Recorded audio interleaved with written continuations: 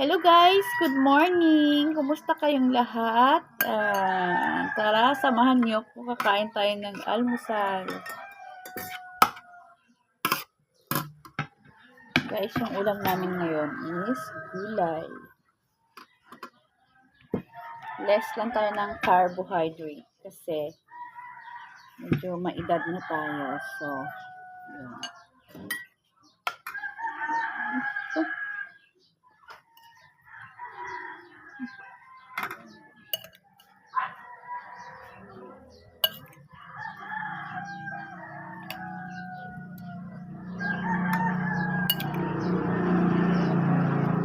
Ito yung ulam namin. Okay, so, pakbet. Lagyan ko ng konting karne.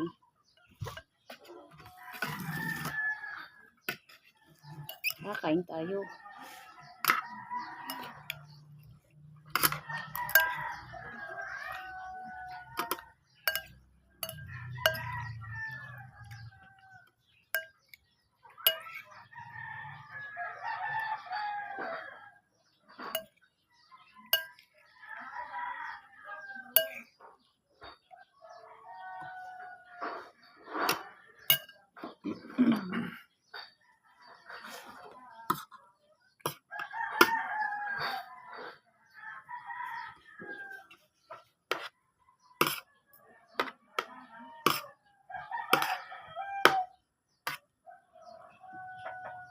Diba guys, yung kalabasa. Good source of vitamin A. Ito yung maganda sa ating mata. Ayun, yung squash.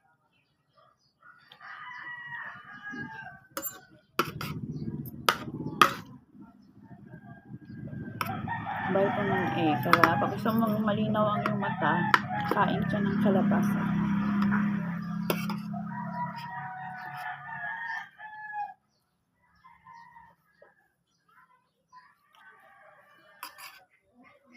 Yan, ito. Lagyan ko na siya ng pork. Yan naman ang makuha natin dito sa pork. Protein.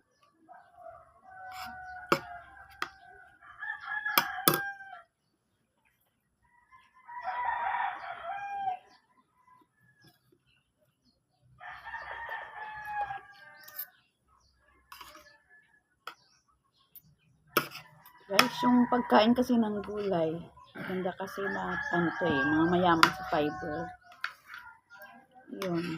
Tapos, cleansing sa ating intestine. Cleansing sa ating katawan.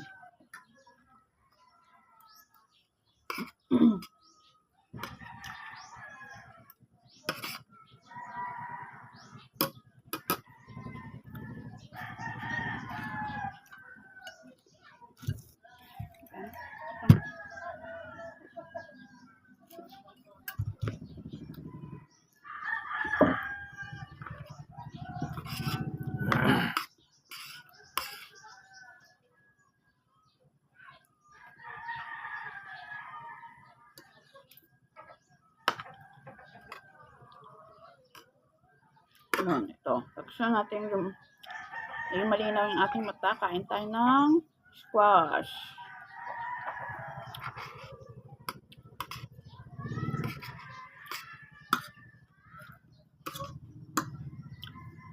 Hindi lang din vitamin E makukuha natin dito.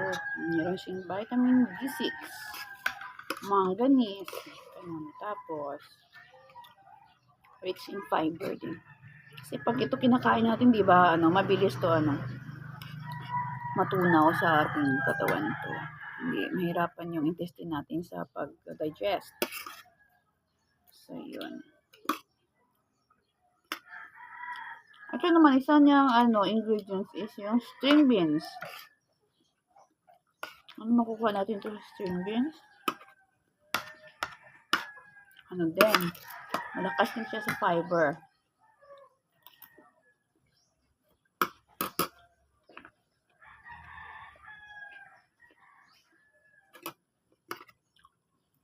Yung string beans, makukuha natin dito is yung vitamin A din meron siya.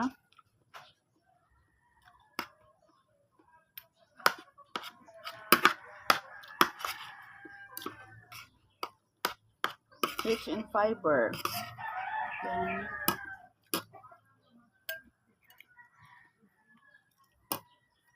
ano pala siya guys, rich in vitamin C. Kala natin sa fruits lang yung C, no? Meron din pala dito, vitamin C din pala tong string beans. Vitamin C, tsaka K, vitamin K.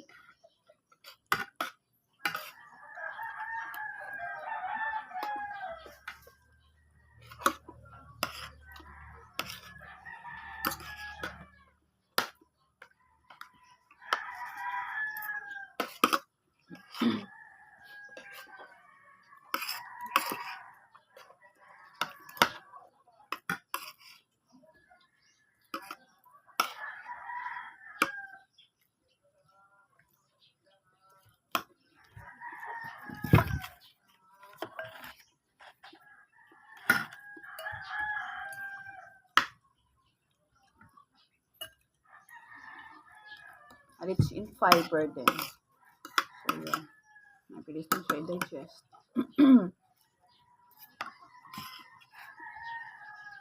Kasi guys, pag gulay kinakain natin, yung intestine natin, hindi siya nasa-stress sa pag-digest kasi ano siya, soft lang siya. No? Unlike sa karne,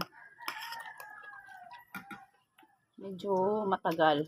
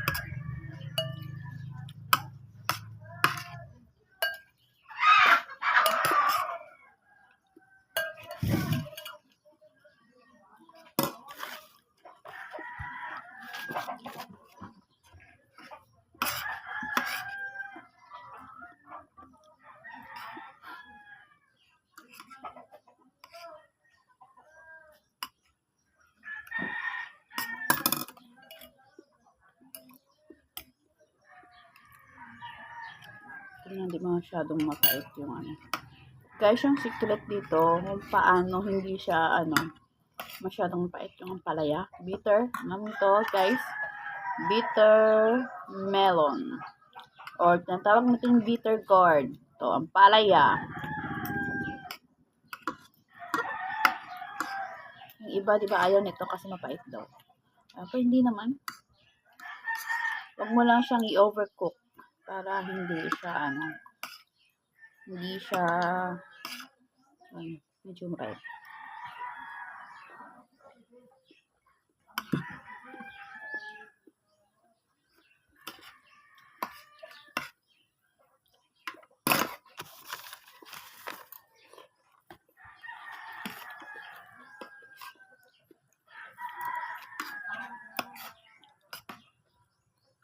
Guys, yung palaya or bitter gourd, mayaman din to sa vitamin C. No? Pati pala sa mga gulay ng vitamin C, no? Yung vitamin C.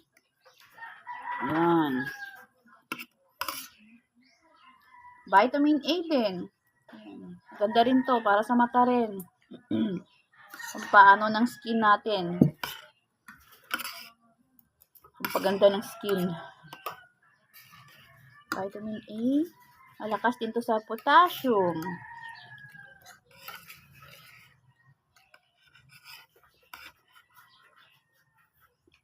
Saka, guys, yung bitter gourd, siya, antioxidant.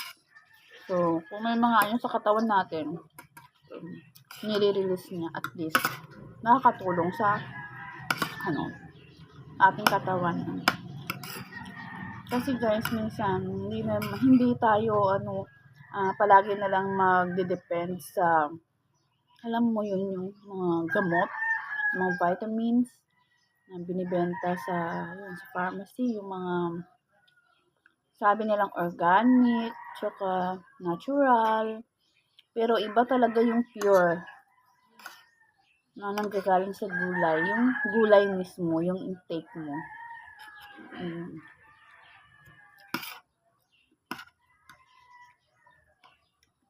Kasi may mga vitamins na mga synthetic, diba? Parang so, ito na lang, kain na lang tayo ng gulay.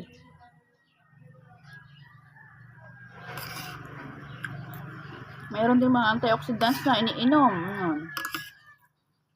Pa-refresh ng ating katawan, ng body.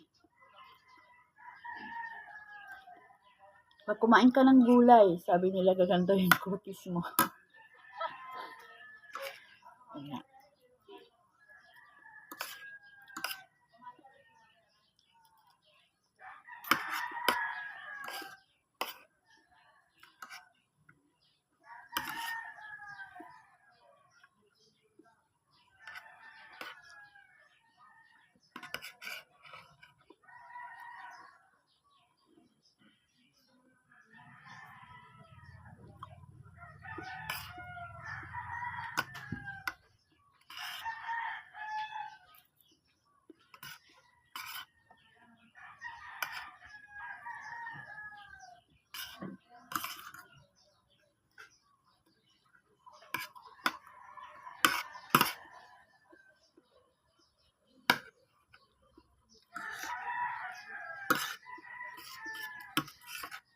Hindi rin naman, guys, na hindi tayo kakain ng karne.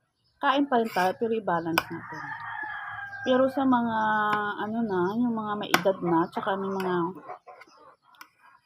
findings na mayroon na silang cholesterol, taas ng cholesterol, mga ganun, sugar, kailangan na limitado yung pagkain natin. Mostly, gulay na lang. O prutas. Kahit hindi sa prutas di ba? Minsan may mataas yung sugar, kailangan ito lang kakainin mo kasi baka lalong tataas yung sugar mo. Kaya dapat balance Kaya habang bata pa tayo, kain tayo ng gulay, wag lagi mag-focus sa karne, sa mga pagkain may preservatives, yun.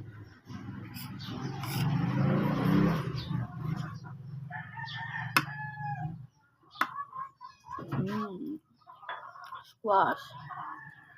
Mga string beans.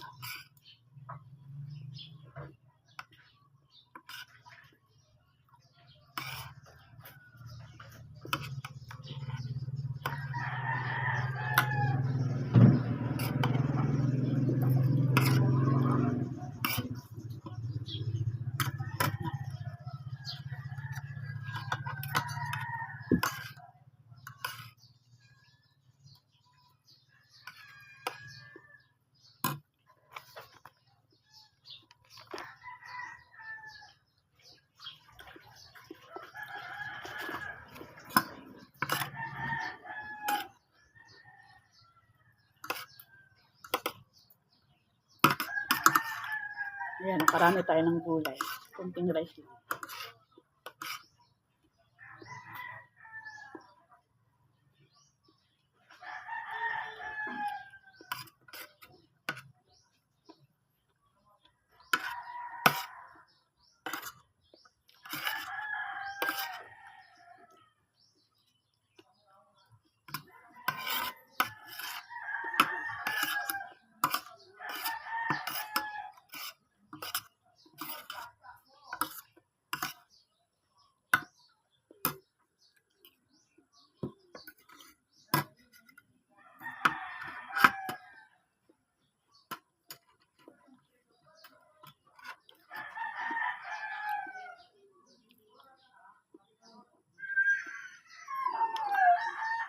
Okay guys, tandaan natin na para makaiwas tayo ng sakit, kain tayo ng gulay para humaba ang ating buhay.